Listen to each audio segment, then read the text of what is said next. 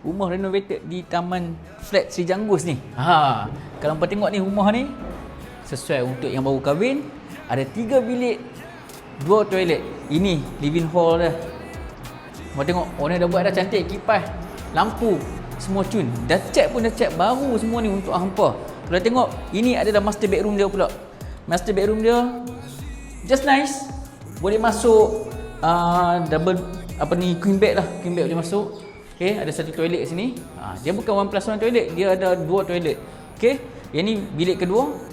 Bilik kedua ni boleh buat lah untuk bilik anak-anak hampa kau kan.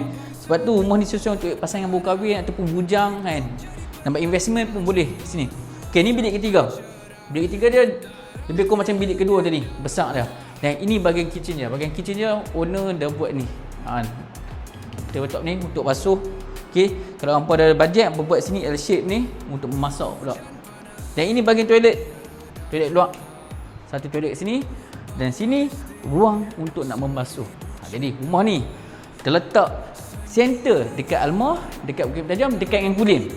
Jadi siapa-siapa yang kerja belah sini memang sesuai dah sebab rumah ni tingkat 2 je. Tak payah nak naik tangga tinggi-tinggi. Ni center.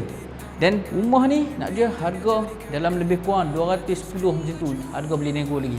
Rumah elok cun. Pasangan baru kahwin memang sesuai. Ada yang bujang nak buat investment, sini kawasan rental memang padu baik.